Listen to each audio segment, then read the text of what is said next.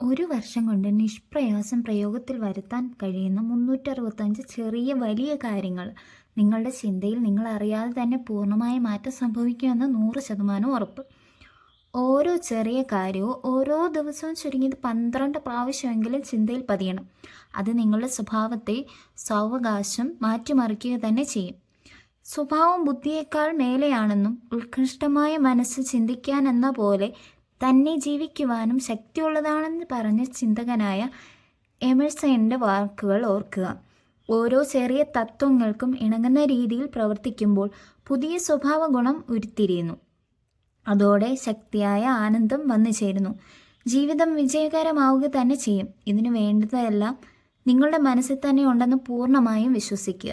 ഇടയ്ക്ക് വെച്ച് പിന്തിരിയാതെ ഇന്നു മുതൽ അനുബന്ധമായി ചേർത്തിരിക്കുന്ന കാര്യങ്ങൾ കൃത്യമായി ചെയ്തു തുടങ്ങുക. ഈ യാത്രയിൽ കുടുംബാംഗങ്ങളെയോ സുഹൃത്തുക്കളെയോ പങ്കാളികളെയോ ഉൾപ്പെടുത്താം. ഓരോ ദിവസത്തെയും ചിന്ത പരസ്പരം പങ്കുവയ്ക്കുക. അപ്പോൾ മനസ്സുകൊണ്ട് മാത്രമുള്ള ഈ യാത്രയിൽ കൂടുതൽ ആനന്ദകരമാക്കും. എല്ലാ ദിവസവും അതിരാവിലെ എഴുന്നേൽക്കുക. വളർന്നാൽ പിന്നെ കിടക്കയിൽ കിടക്കാൻ പാടില്ല. യോഗ, പ്രാർത്ഥന ഇവ മുടക്കരുത്. എല്ലാ ദിവസവും നന്ദിയുള്ളവനായിരിക്കുക. എഴുന്നേറ്റാൽ ഉടൻ ഒരു ഗ്ലാസ് പച്ചവെള്ളം കുടിക്കുക. ശുഭചിന്ത പകർന്നു തരാൻ പറ്റിയ പുസ്തകം അല്ലെങ്കിൽ ആത്മകഥ എന്തെങ്കിലും പുസ്തകങ്ങൾ 20 പേജെങ്കിലും മാക്സിമം വായിക്കുക. നമ്മുടെ കർമ്മമേഖല ഏതായാലും ചെയ്യുന്ന ജോലി സന്തോഷത്തോടെ മനോഹരമായി ചെയ്തു തീർക്കുക. നമ്മെ സഹായിക്കുന്നവരുടെയും വിജയവഴിയിൽ തടസ്സം സൃഷ്ടിക്കുന്നവരുടെയും പട്ടിക ഉണ്ടാക്കുക. തടസ്സം സൃഷ്ടിക്കുന്നവരെ പാട്ടിന് വിടാൻ ശ്രമിക്കുക. നമുക്ക് മാർഗനിർദ്ദേശം നൽകാൻ കെൽപ്പുള്ള ഗുരുക്കന്മാരെ കണ്ടെത്തുക.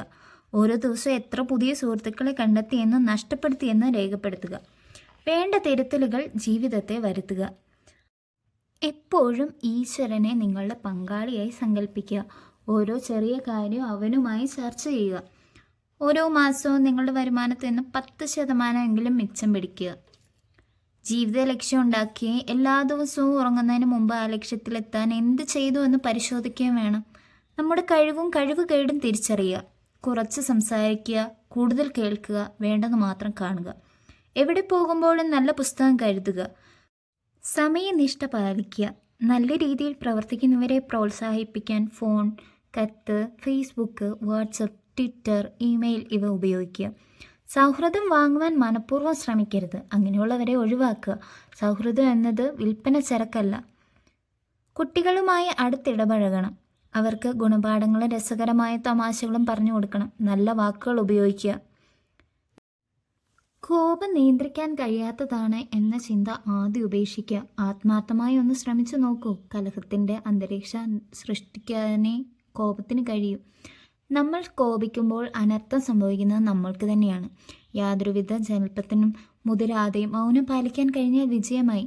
നമ്മളുമായി ഇടപെടുന്നവരോട് ബഹുമാനത്തോടെ സംസാരിക്കുക. വ്യക്തിബന്ധങ്ങൾക്കും പരസ്പര ധാരണയ്ക്കും മുൻതൂക്കം നൽകണം. സഹപ്രവർത്തകരോട് പേര്, ഫോൺ നമ്പർ, അവർക്ക് വൈകാരിക പ്രാധാന്യമുള്ള കാര്യങ്ങൾ എന്നിവ അറിഞ്ഞിരിക്കണം. പല സാഹചര്യത്തിലും വിജയം കൈവരിക്കണമെങ്കിൽ കടുംപിടുത്തം ഉപേക്ഷിക്കേണ്ടി വരും. ആ സാഹചര്യം തന്നെ നിങ്ങൾക്ക് ഇണങ്ങുന്ന വിധം രൂപപ്പെടുത്തുക. കൂടെ ഇല്ലാത്തവരെ പറ്റി മോശമായി പറയാതിരിക്കുക. അത് സുഹൃത്തുക്കൾ നഷ്ടമാകാൻ ഇടയാക്കും.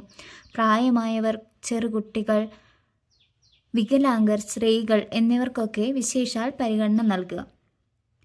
ശുഭാപ്തി വിശ്വാസമാണ് നിങ്ങളെ മുന്നോട്ട് പോകാൻ പ്രേരിപ്പിക്കുന്നത്. അതുകൊണ്ട് ഏറ്റവും വലിയ ശുഭാപ്തി വിശ്വാസി നിങ്ങളാണെന്ന് വിശ്വസിക്കുക. നിങ്ങൾക്ക് വിജയിക്കാൻ കഴിയുന്നില്ലെങ്കിൽ ഒന്ന് തിരിഞ്ഞു നോക്കൂ. മാർഗ തടസ്സം സൃഷ്ടിക്കുന്നത് നിങ്ങൾ തന്നെയായിരിക്കും. പുതിയ കാര്യങ്ങൾ ഗ്രഹിക്കാൻ ആഴ്ചയിൽ ഒരിക്കലെങ്കിലും കുറച്ച് സമയം കണ്ടെത്തണം. കാരണം നിമിഷം പ്രതി പുതിയ കാര്യങ്ങൾ സംഭവിക്കുന്നുണ്ട്. തിരക്കാകാൻ തിരക്കുള്ളവനാകരുത്.